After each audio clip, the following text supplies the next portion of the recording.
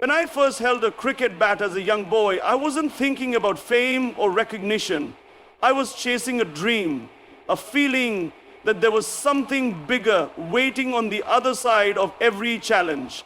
People often talk about success as a destination, but I learned early on that it's actually a journey shaped by vision, belief, and relentless effort. Cricket taught me that. There were days when I would train alone for hours, repeating the same drills until my body ached. I wasn't the most talented at the start. I wasn't the fastest or the strongest. But what I had was clarity. I knew what I wanted, and I was willing to pay the price to get there. That clarity, that vision, is what gave me strength when others doubted, when failures mounted, and when giving up would have been easier. It wasn't about proving anyone wrong, it was about proving something to myself. The turning point came when everything I had worked for, every early morning, every injury, every loss, culminated in the biggest stage of all. That final, that World Cup, was more than just a cricket match. It was a test of patience, leadership, and belief. We were considered the underdogs. No one expected us to win. Even some of our own supporters had lost hope. But that's the beauty of belief. It only needs to live in one place, your heart. I told the team that we weren't just playing for ourselves, we were playing for something greater, something that could lift an entire nation. And when you play for a higher purpose, when your ambition goes beyond your personal gain, you find a new kind of power within yourself. That day, we didn't just win a trophy, we won back our confidence, our identity, our collective sense of what's possible. But the real lesson wasn't in the celebration, it was in the struggle that got us there. I began to see that the discipline, the focus, the strategic thinking, all of it could be applied to life far beyond the boundary lines. I started asking a deeper question. If we can unite people around a common goal in sports, why can't we do it in society? If belief can move a team from last place to champions, can it not also move a nation from despair to hope? The answer was yes, but it would take more than words. It would take sacrifices. It would take failure. It would take standing alone at times. But I wasn't afraid of starting over because I knew the power of vision. I had lived it. Every journey begins with that first, often invisible step, where you commit to a goal no one else can see yet, and many will laugh at you, some will dismiss you, but if the vision is clear and your intention is pure, those voices eventually fall silent. The only voice that truly matters is the one inside you that refuses to give up. People ask me what made the difference. It wasn't talent, privilege, or luck. It was belief, unshakable belief, in a dream, in a cause, in the idea that with the right mindset, nothing is out of reach. I'm not here because everything went according to plan. I'm here because every time it didn't, I learned, I grew, and I kept moving forward. And that is the essence of strength. Not being perfect, but being willing to pursue something meaningful, even when the odds are against you. That when you choose purpose over comfort, when you choose vision over fear, that's when the journey truly begins. I want you to imagine a moment of deep personal loss, one that shakes your very foundation. Not the kind of setback that frustrates you for a day or two, but the kind that makes you question everything you thought mattered. That kind of pain can destroy a man, or it can awaken something far greater within him. In my life, I've seen how tragedy, when met with purpose, can become the starting point of something extraordinary. When I speak about turning pain into purpose, I'm not speaking theoretically. I'm talking about an idea born from heartbreak. You see, adversity doesn't knock politely. It crashes into your life, uninvited. And when it does, you have two choices. You either let it define you, or you use it to redefine what's possible. Pain is often the spark that lights the fire of transformation. It clears away the illusions, it humbles the ego, and in that clarity you see what truly matters. Not the applause, not the titles, not even the victories. What matters is what you do with the time you have and how many lives you can touch with it. In that moment of loss, I found myself asking a difficult question. What can come from this? How can something so devastating lead to anything worthwhile? That question stayed with me. And over time, the answer began to take shape, not through comfort, but through conviction. I knew that if I was feeling this pain, others had felt it too. There were families, children, loved ones across the country, enduring similar struggles, often in silence. I couldn't accept that pain as the end of the story. I had to find a way to make it the beginning of something better. When the vision first emerged, it seemed impossible. The scale of what needed to be done, the resources, the infrastructure, it was overwhelming. But the vision was clear. Not for recognition, not for legacy, but to build something that could stand long after I was gone. Something that could give people hope where there once was only despair.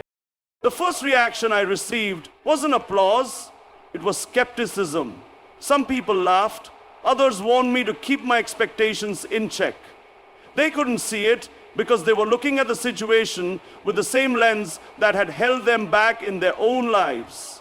But if I had listened to those voices, I would have stayed in the crowd instead of stepping into the arena. The truth is, any idea worth pursuing will always attract doubt before it attracts belief. But belief must start somewhere. It doesn't need a crowd, it needs a heart that refuses to quit. I committed myself not just to an idea, but to a mission, to provide care, to offer healing, to bring dignity to those in their most vulnerable moments. That mission became bigger than me, it became a calling. And when you're driven by purpose rather than applause, you discover a source of energy that never runs dry. The obstacles didn't disappear, they multiplied. The funding didn't flow, it had to be earned, day by day, conversation by conversation. But with every challenge, I reminded myself why this mattered. I wasn't doing it for comfort. I was doing it for those who had no voice, for those who had been forgotten by a system that treated compassion like a luxury. And slowly, brick by brick, the impossible began to take shape. What once was just a dream born from grief became a living, breathing testament to what's possible when pain meets purpose. It taught me that in the ashes of suffering lies the foundation of our greatest achievements. Not because we're immune to loss, but because we dare to build something beautiful from it. That experience reshaped how I think about success. Success isn't accumulation, it's contribution. It's not about what you have, but about what you give. And if your dream only serves you, it's not big enough. The real measure of strength is how far you're willing to stretch yourself in service of others. Every person here will face their own version of loss. It might not look the same, but it will feel the same. And when that moment comes, I want you to remember this. Inside that pain is the raw material of your purpose. Don't run from it, don't numb it, listen to it. Let it guide you, because what feels like the end may just be the beginning of your greatest contribution. There's a force in you that no hardship can silence unless you let it.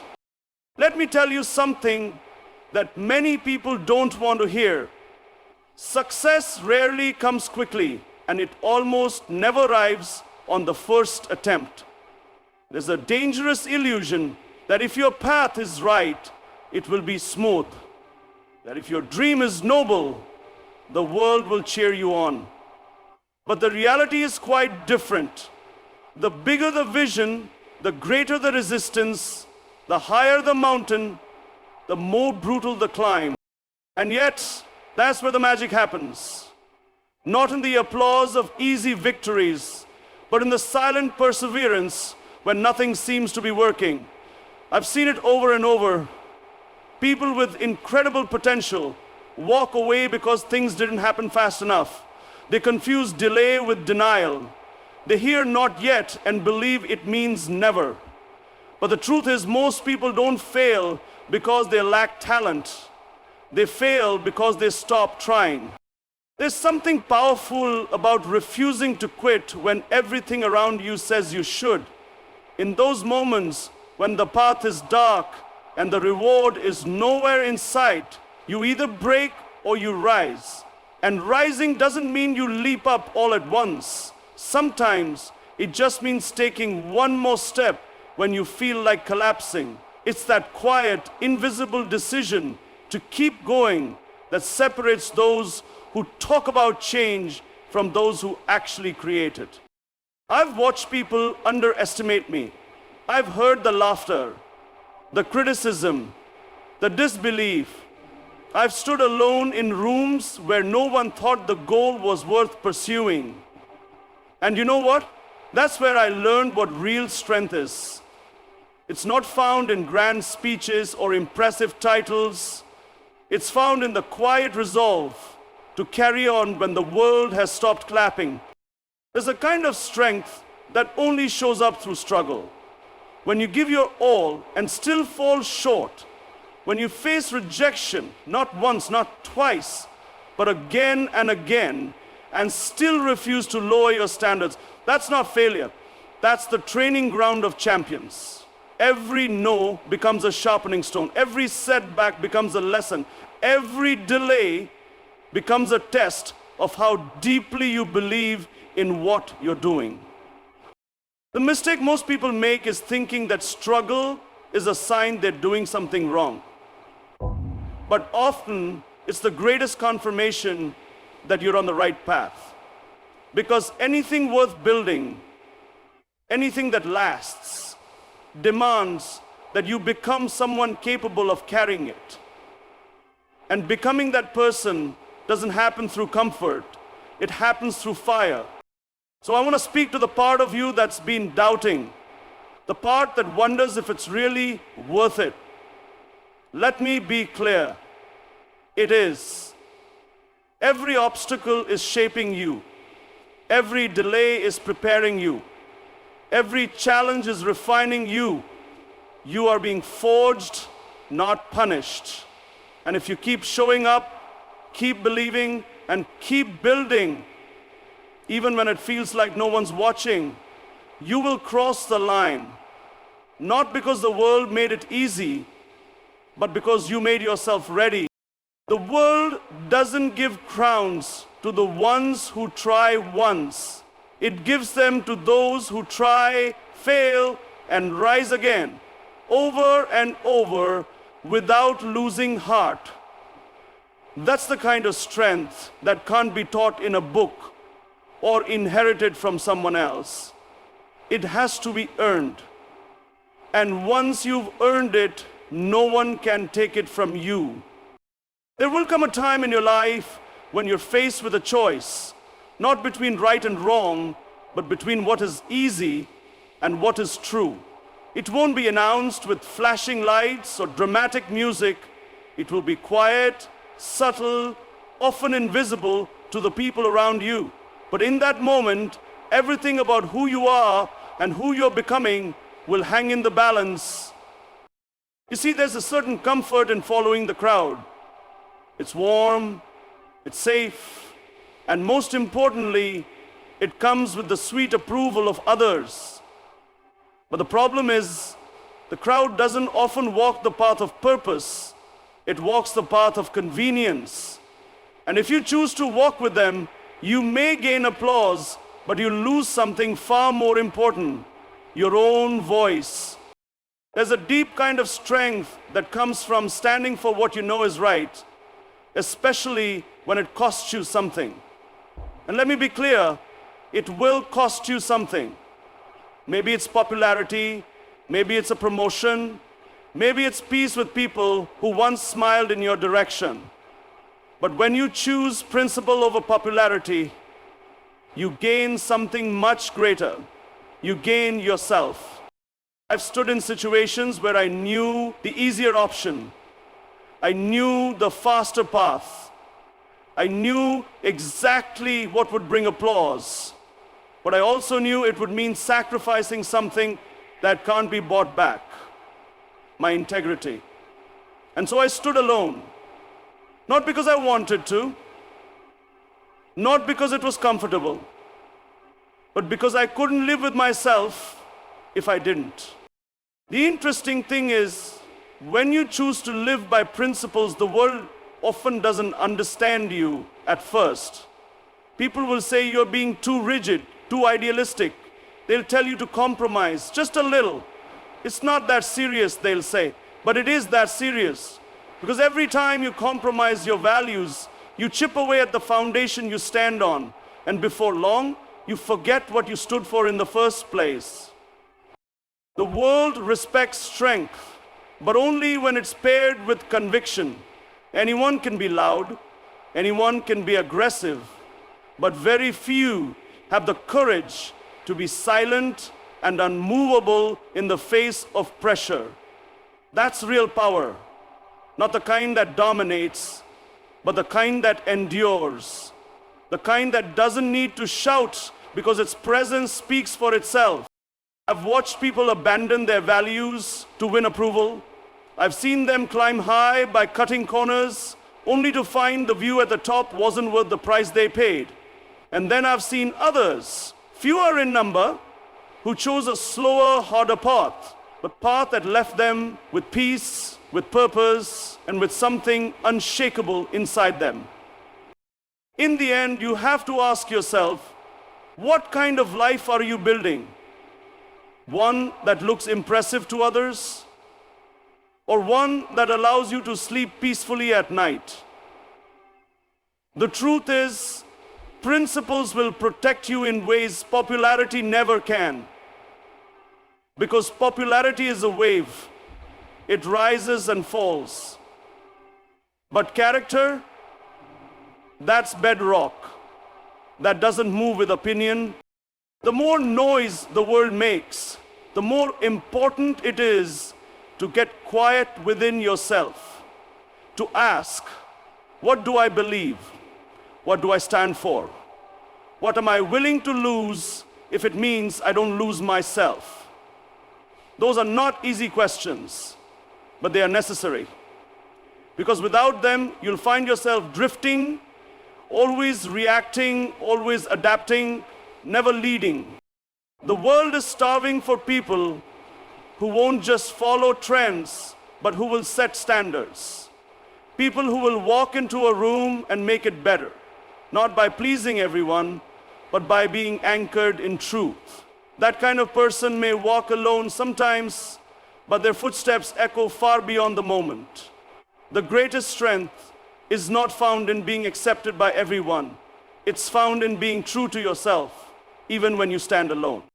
It's a moment in every person's life when the weight of the world seems unbearable, when the pressure, the criticism, the injustice, and the isolation converge all at once.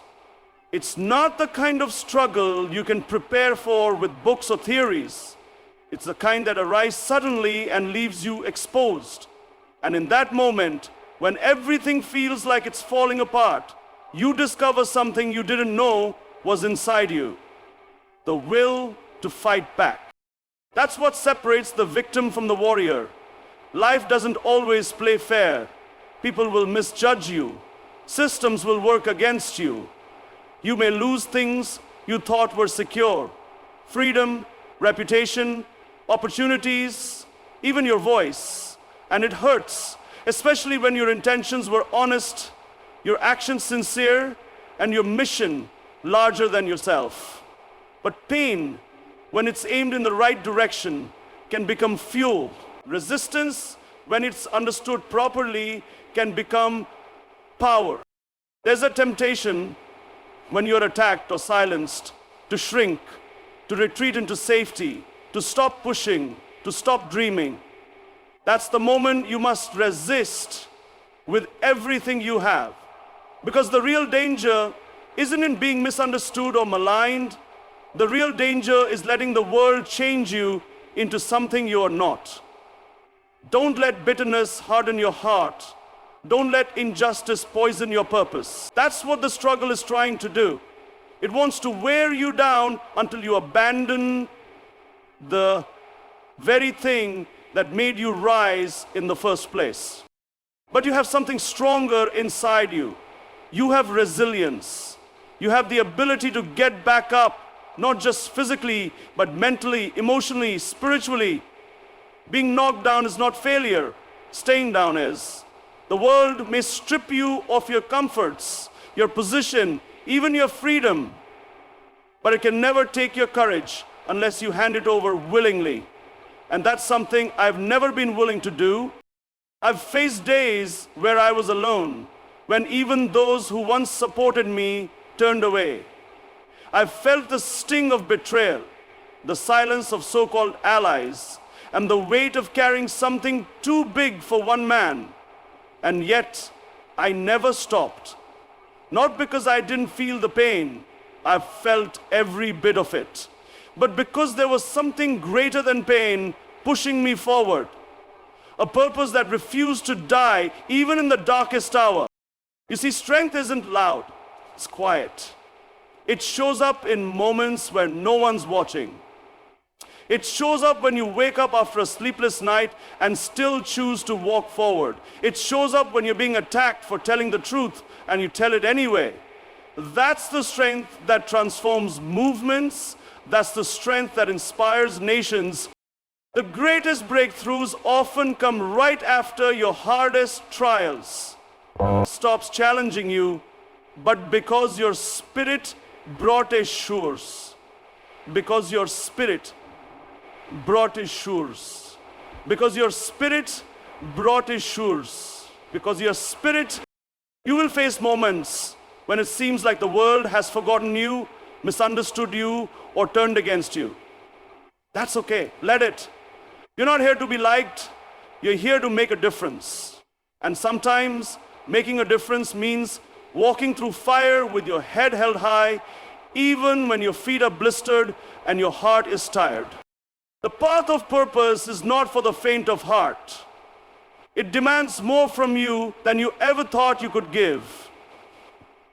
But it also gives you something in return. Clarity, strength, and a legacy that no opposition can erase. When life tries to bury you, remember, you are not soil, you are a seed. There comes a time after all the struggle, all the setbacks, all the sleepless nights, when you realize something powerful. The journey was never just about reaching the top. It was about what you became in the process. It wasn't about proving something to the world. It was about discovering what already lived inside you. And when that moment comes, when you finally stand where others thought you'd never reach, you don't feel arrogance, you feel gratitude. Not because it was easy, but because it demanded everything from you and you gave it. Victory in its purest form is not just about achievement, it's about transformation. It's about knowing that the person who first dared to dream is not the same person who crossed the finish line. And the truth is, you wouldn't want to be, because that version of you hadn't been tested yet. That version hadn't learned what it meant to be torn down and still stand tall. That version hadn't been refined by fire I've seen what it means to rise from nothing.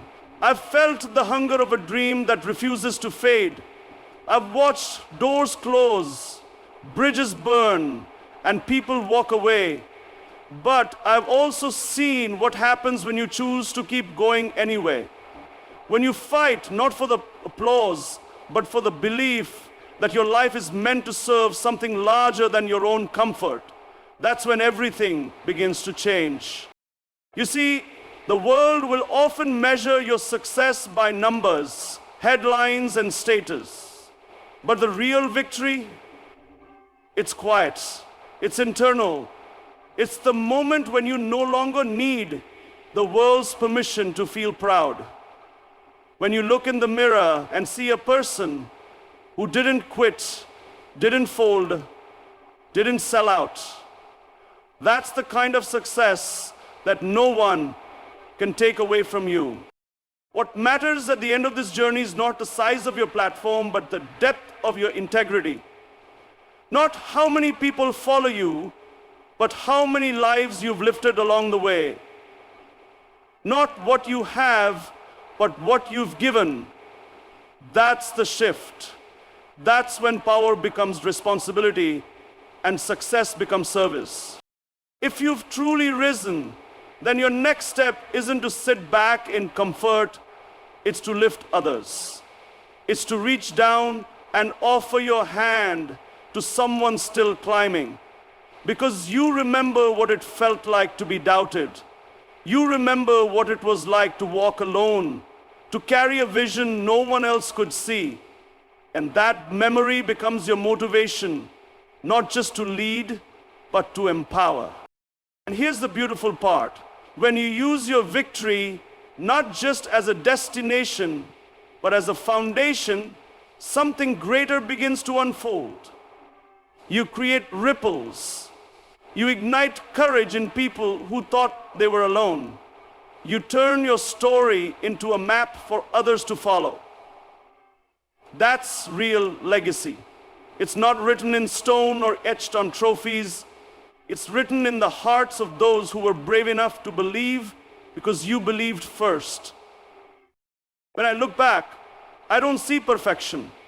I see persistence.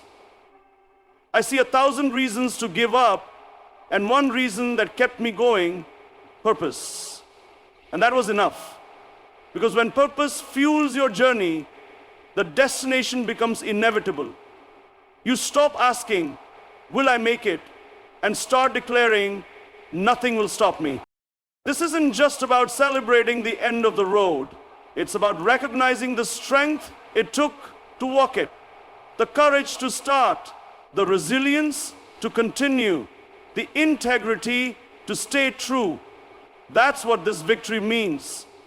Not just that you won, but that you became someone worthy of winning.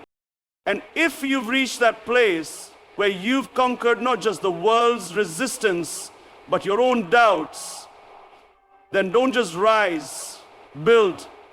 Build something that outlasts you. Build something that reminds the world what's possible when one person refuses to back down. Because the climb was never just about you, it was about everyone who would rise after you. You didn't just make it, you became the mountain.